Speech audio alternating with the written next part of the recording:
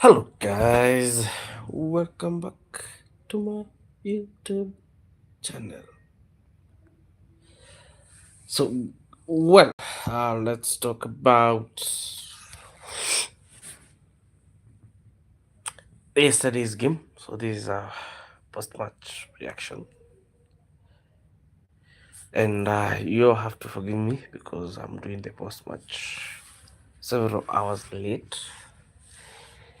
But as you can hear from my voice, I'm having a bit of a sickness attack, quote unquote. I'm having a flu. At the same time, I'm having tonsillitis. So, yeah, I hope you don't mind about that.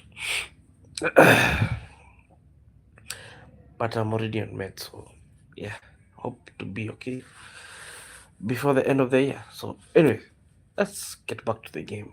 Let's analyze the game yesterday. So, let me first point out about Len Euro. Len Euro, for the last, I think, since the City game, his head hasn't been there. Like, I don't understand what's the issue with him. And yeah, I know he's young. I understand that the fact he's young. So, mistakes are expected. But you cannot keep on repeating the same mistakes every game over and over and over again. In my home country, say in Swahili we say kosa ni si kosa, kosa ni kurudia kosa. What does it mean? It means doing a mistake after a mistake is not a problem. The problem is doing the same mistake again and again. So previous game it was on Len Yoro's side. The other previous game the same, and yesterday too, the two goals we considered from his side. Bruno, hi. Jeremy, hello. So what I'm saying is, Bruno, I don't. Okay, expound further. I'd like to know what you mean. So, and anyways, hi. What I'm saying yesterday, I Len Euro. He's a young lad. I'm saying so, but he has a long way to go, and he needs to learn from his mistakes. Because I personally, as a fan, I do not think most fans are ready or willing to accept mistakes consistently. We are running out of patience because we have suffered for a long time. So we do not expect people or players to be making such mistakes. Yeah, so Len Yoro, he needs to work on his game because yesterday we deserved to win. Like literally, we deserved to win. Imagine, tell me why by second half Manchester United had 145 touches. Like I remember, if I'm correctly right, I remember before the 30th minute we had almost 45 touches on the opposite box. Tell me why we didn't score. You see that the problem we have in Manchester United now. We are creating so many chances, but we are losing. You're actually losing so many chances of scoring, and that's the biggest problem we have in Manchester United right now. We actually had an XG of 3.08, whereas Aston Villa had an XG of 0.02 or 6. Yeah, XG. Imagine at Villa Park. It is something that it is actually unheard of. Not every team can go and have such XGs, but we Manchester United had. Why? Because it is not about Amorim. It's not about the system. What we have proved so far is the system is good.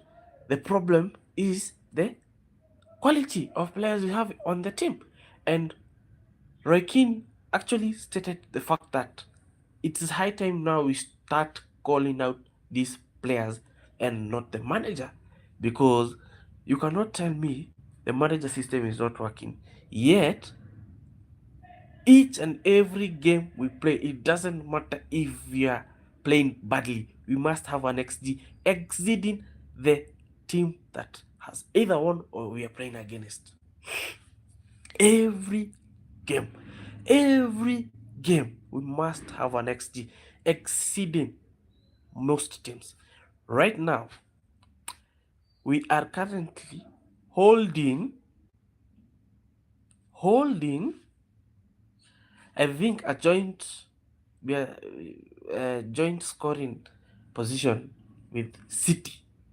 Imagine Manchester City with Haaland at front. Possession base or possession wise, we are better. Like we are, above. But when you look at the league's position, trust you me, you actually wonder and ask yourself, what is not happening? We have lost 2 points. Or okay, let me see, just say 3 points. Lisa, hi. We have lost many points from a position of winning. I always do some calculations most of the time, and for at least for the 5 games you've played so far,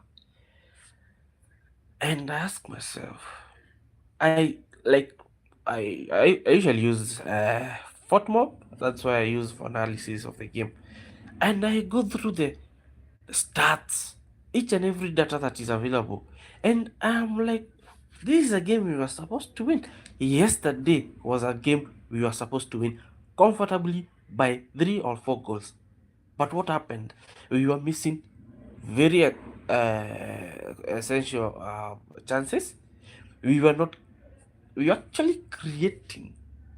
Actually, I would like to actually say Dogu played the best game I've seen him playing. Yes, he has his own flaws, but yesterday he played as if he's never going to play for Manchester United again. The problem we have with players is, one, they're inconsistent. You might see now Doggy playing better last game, and then the next game he will be nowhere, or maybe he will create chances for the other team, and that's the problem we have in Manchester United. Inconsistency. Inconsistency is the main reason and the reason why Manchester United, we are not either, because for a fact, we have literally faced the big six, and we have won or drew with at least 4. Only City, actually. I think it is only City that beat us. Yes, and Arsenal. So we have won. Okay, 1 or 3 or 4 against the big six. What does that tell you? We are actually better. If only the players realize we are better and we can actually achieve something.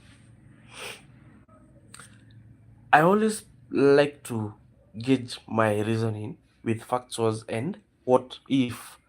Now, the what if we had actually won those, the Nottingham Forest, the Brentford, and the Tottenham games, excluding even the yesterday's, we would probably be far gone. Like we'd probably even maybe quote unquote number 1. What does that tell you? It tells you if Amorim, because last season we are suffering because of not scoring. We made signings. Lucian, hi. And then you have Salim Malik. Assalamu alaikum, brother. Well, so what I'm saying is,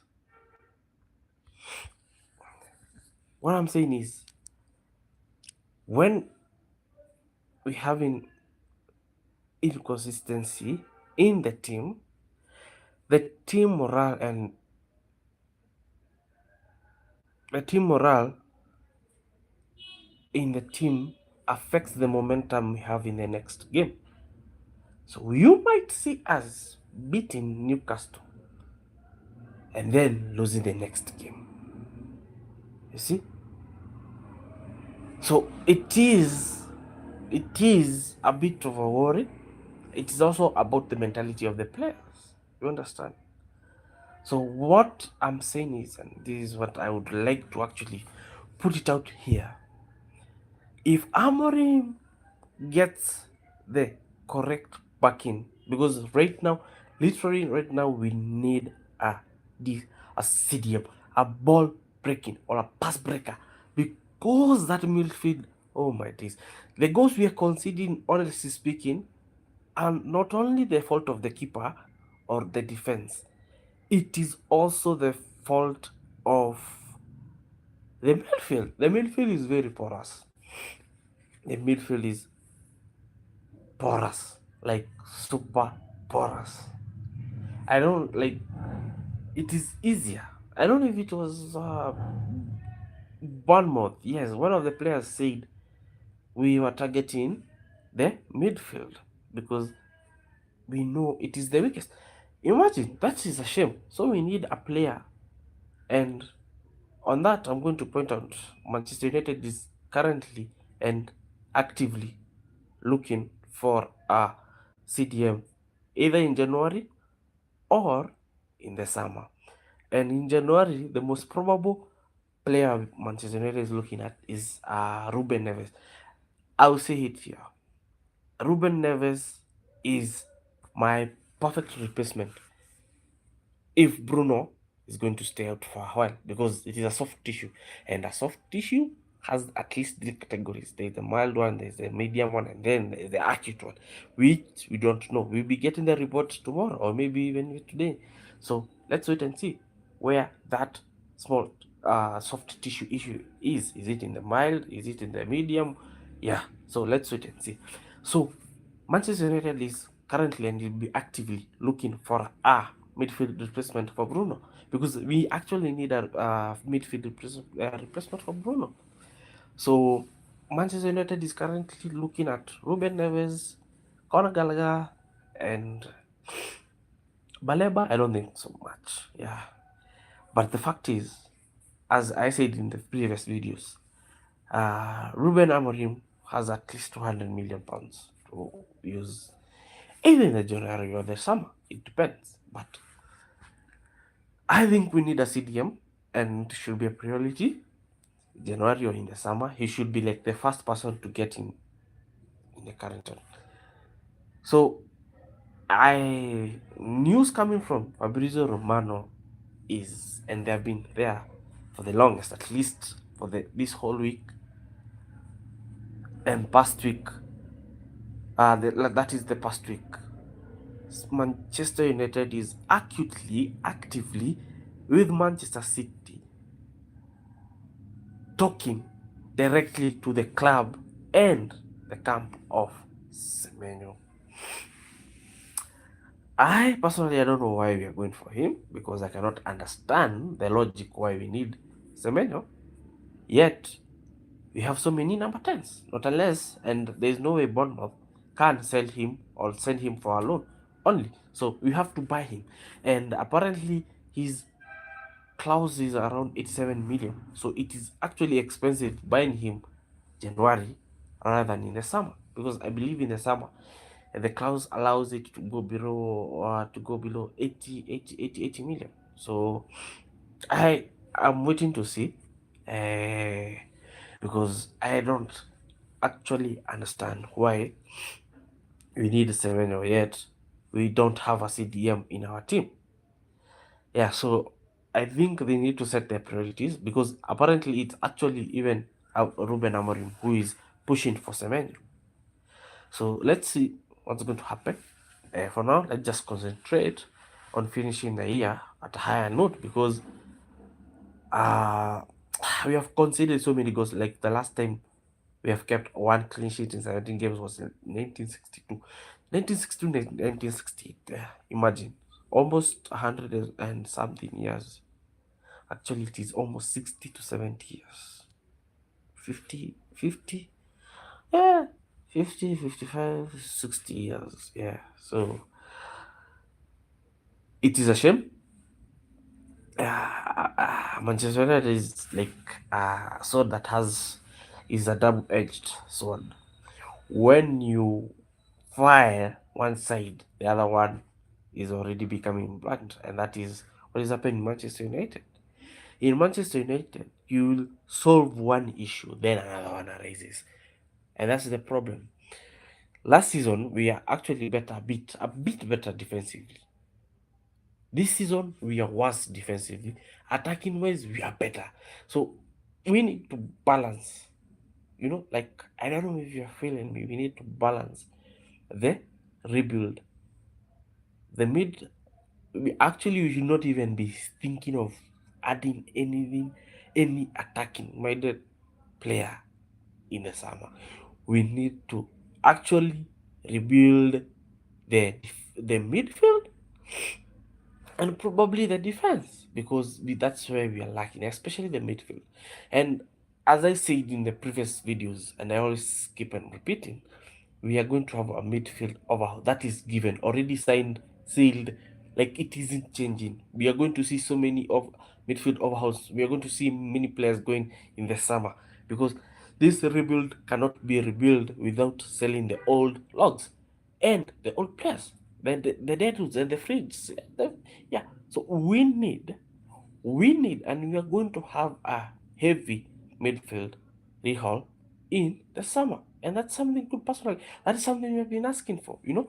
And I personally want to say thank you to Ineos, because they are listening to the fans.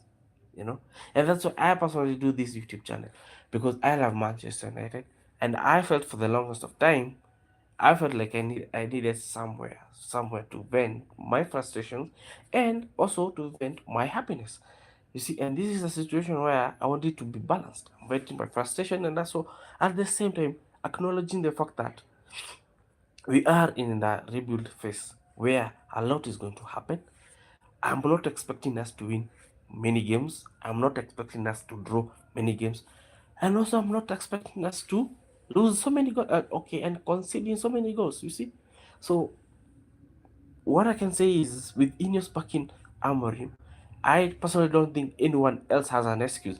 And the players must step up. You cannot tell me you cannot, uh, like, for example, yesterday's Lenny Euro and Luke Shaw's game. Okay, let me just like late bear what happened again with Luke Shaw with the Semenyo goal. Luke Shaw is an experienced player. He has played. He's actually, I think, 11 years. He's the longest playing player in Manchester United. And what the decision he was making, he made, yes, with Semenyo goal. It is unheard of. You are not expecting that from him. That is a mistake Lenny Yoro or Patrick Dogu should be making, not the caliber of Luke Shaw. And that's the problem with Manchester United. We still keep in old players who should have gone at least not less than 3 or 4 seasons ago. You see, that's the difference between us and Liverpool and Man City and probably Arsenal, because Liverpool have kept players that actually contribute to the club. You understand me? Look, Shaw. Right now, Bruno is almost making 400 appearances, more than Luke Shaw, despite coming in 5 or 6 years later. You understand? So we need to sell Luke Shaw. We need to let go of Casemiro. Even Harry Maguire should go if we get a better replacement. Because at the end of the day, we in the rebuild phase. We need new blood, and that's what is going to happen. So I know the rebuild will take time, but we need players. And I personally love Roy Keane, because I share what and Mark Goldbridge ideologies. They speak what the fan, the reality. They do not sugarcoat anything. Roy Keane said in that team only he looked like he quoted And you know, when Roy Keane is praising you, he must have seen something that resembles him or the team he used to play with. And he said, Matthias Cunha looks like a proper Manchester United player. He looked like, he literally said so. Because the way Matthias Cunha sends or plays aggressively, he plays for the badge. And I remember when he scored the first goal, he was like, yeah, this is my club. Like, this is my club. I'm not going anywhere else. You see, that is the type of player Manchester United we want. And that's what we want for each and every player in Manchester United to be doing it. So I think majority of players should learn from Matthias Cunha. Okay, yesterday was also a good day because at least we had, was it two graduates? Yes, that was Jack Fletcher and Lacey. Well, Lacey came in. He almost scored on his debut. Was it? No, it was Jack Fletcher. Yes, he almost scored. Well, what I'm going to say is, he was. I guess they were the 255 and the 256 academic graduates. So the history keeps on going. I have heard people saying Amorim does not trust in the youth, but after the game, he said they have earned the spot. They have earned the opportunity to play for Manchester United. So I think that is what is the code ethics of Manchester United. Many are blaming Amorim for not playing minor, but the reality of the matter is most of the cameos Minor got, he wasn't actually even helping. The only time I personally saw him doing something constructive is that game he played. He was actually controlling the game, but now the consistency level is the worry. And I remember in my first short video, I personally said, Minor should actually slim, like he was backed up, like his game was slow. You could tell and you could see. And I personally thought, and I said this to myself, this body is going to be cause a lot of issues for him this season. Yeah. Anyways, so what I'm going to say is, thank you guys for tuning in. Remember to comment, share, subscribe, so that I can be able to bring to you news. I personally apologize for not shooting consecutively because, well, I am a busy person during the day, and at times, most of the times at night, I'm tired, but I always spare a day in the midweek to actually say something. So this was my post-match reaction. We deserved to win that game. Even Amarim said, uh, we deserved to win the game. And actually, even if you had Morgan Rogers, he said, this is Manchester United. There is no other bigger club like Manchester United. They came here to play. What does that tell you? They felt the weight and the grit. Okay, not actually the grit, but they felt the weight of what Manchester United was doing at Villa Park. So I hope the players understand the fact that they are playing for Manchester United and not playing for themselves. Well, AFCON is on, so let's see. I hope our, I don't know, I don't want to wish bad luck to our players, so let them enjoy the game, enjoy AFCON. Yes, and see you maybe probably tomorrow. Anyways, adios, guys. Good night. Peace. Remember, happy Merry Christmas and Happy New Year. Remember to be responsible. Drink, enjoy with family. Family time is good, especially if you don't meet occasionally. So yeah, I want to wish you all the best. Merry Christmas and a very prosperous Happy New Year. I know 2025 hasn't been easy to majority of us. I hope and I pray that 2026 will be a different year for most of us. We are going to talk about good news and not bad news. Yeah, so cheers. I appreciate you all and I love you guys. See you on Sammy.